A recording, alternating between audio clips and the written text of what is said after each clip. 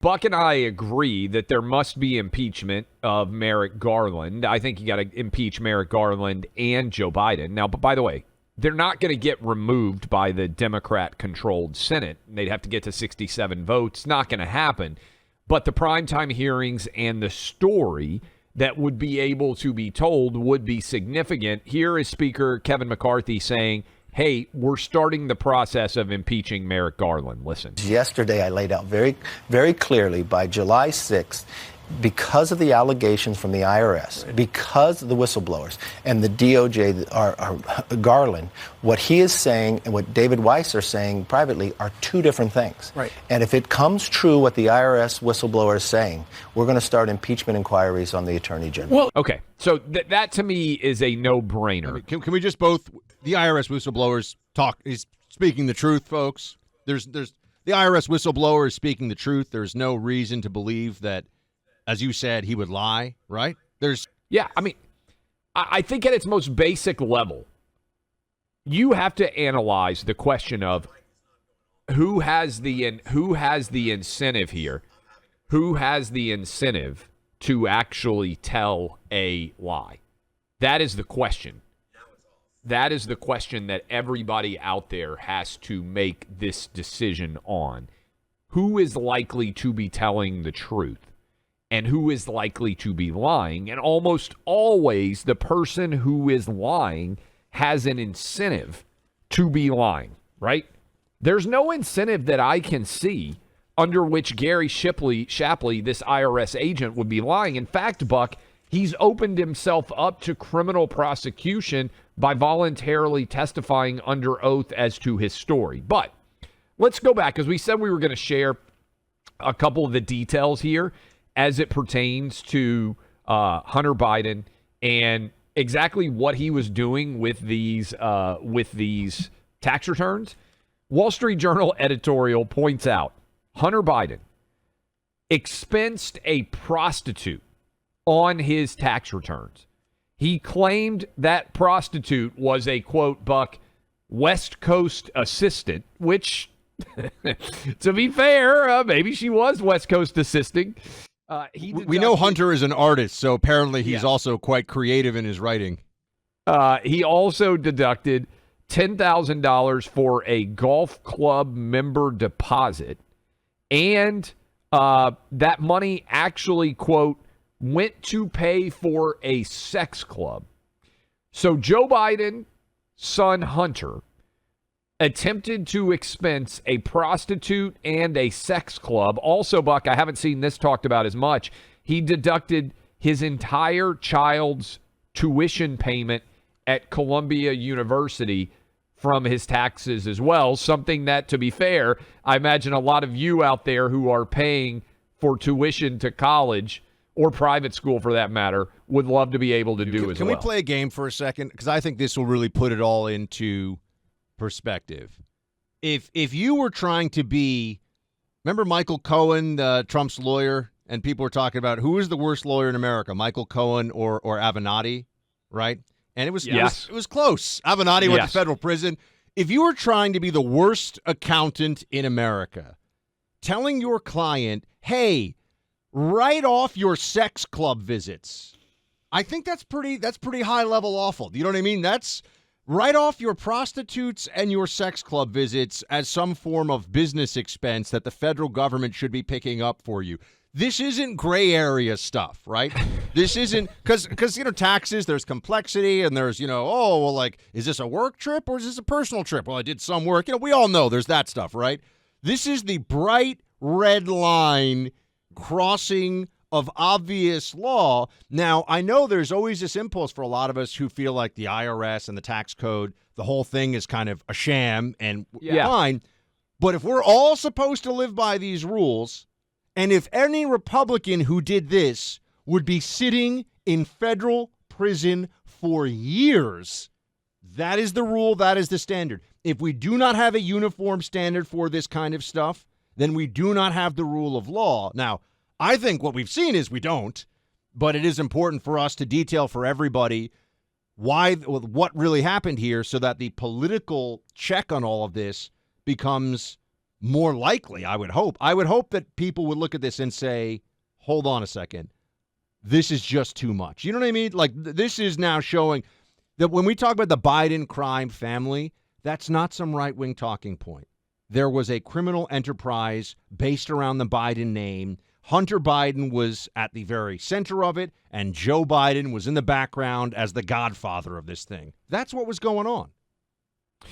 You know, it's also interesting, Buck. I was just talking about this, the judge. I think this is why I believe in many ways that Joe Biden is not going to be the nominee. I think it's moved from a argument that could be made by someone, and it's a reasonable argument, right? You could say, and they've tried to make this argument, Hunter was on drugs and Joe Biden wasn't in office and he didn't actually really have that much control and it was just kind of messy, and Hunter is now, like, that's the argument they tried to make, right? They tried to turn the laptop, Democrats did, from a story of the Biden crime family trading access to China, Ukraine. Remember, Buck, they impeached Donald Trump the first time for asking Ukraine to look into what now we know were clear criminal behavior by Hunter Biden. They impeached Trump. Impeachment 1 was for Trump raising the issue of Hunter Biden's criminal complicity as it pertained to Ukraine in particular. That's a big deal here. Now you understand the ferocity of the response because it was all true. When Trump was speaking to Zelensky, remember this? Zelensky's gotten a whole lot more famous and central to the global news cycle than he was then. But when he was speaking to Zelensky about this, he's like, can you look into the Hunter stuff? Yeah, because Hunter was part of a criminal conspiracy rooted through Ukraine, as well as China, as well as Romania. And notice how the whole thing with Trump, they're saying now is no one's above the law. Oh, I'm sorry. The son of Joe Biden is above the law because it looks bad for Democrats. That's not the rule. That's not the way it's supposed to be. So, this is going to get more intense, and it's going to get uglier because the Democrats have been appalling with this whole Biden fiasco all along. It's actually looking a lot, this is crazy. It's looking worse than the Hillary stuff. Oh, I think it's way worse. Who thought you'd be able to say that, though? I think it's worse than Watergate.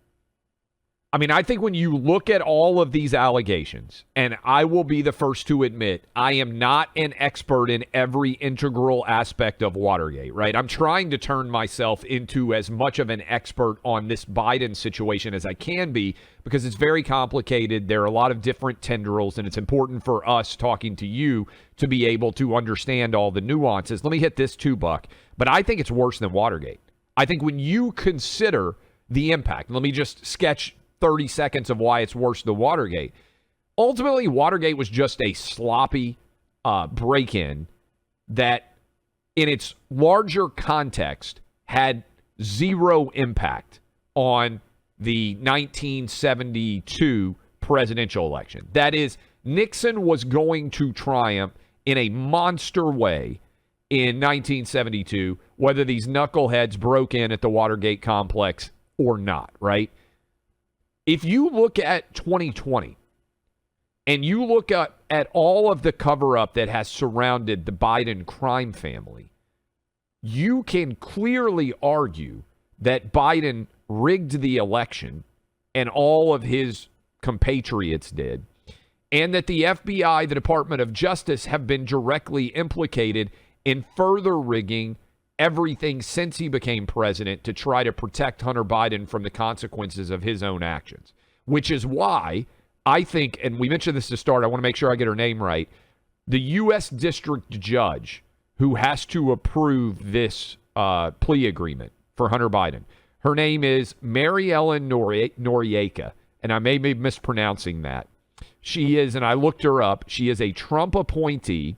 She is a graduate of Lehigh University, Columbia, got her master's, her law degree from the University of Pittsburgh. She assumed office in 2018, was appointed by Donald Trump, District Court for the District of Delaware. This is her case.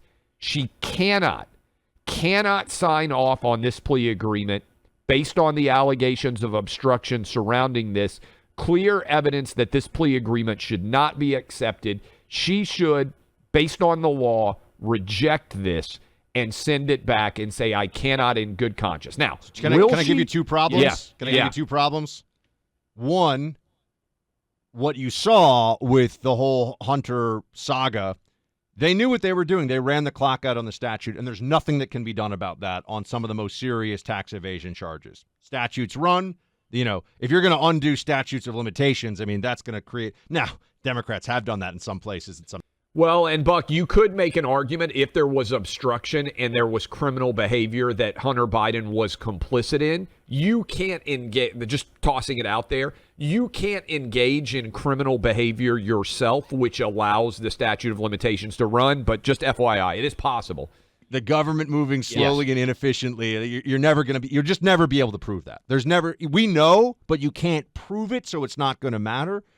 And then think of the pressure. And this is what I said about 2020 with all the different election challenges. I was like, it's not that it doesn't even matter how good or strong the challenge is on the merits. No judge is going to have the backbone. People didn't want to hear that. Yeah. It turned out to be 100% true. In this case, does this judge, is she willing? Think of the ferocity of the Democrat response to this. If she were to, they've got a lot of ways of pressuring people and doing things that make their lives miserable. Now, maybe I'm wrong. Maybe she sees the Republican balance. She should have the backbone. This is why, in theory, Buck, judges have lifetime appointments. There's a lot of debate and dispute about whether that should exist. She is, I'm looking at it right now, she is she's 56 years old. She's 56 years old. If she cares about justice, she would say, I'm not accepting this plea agreement.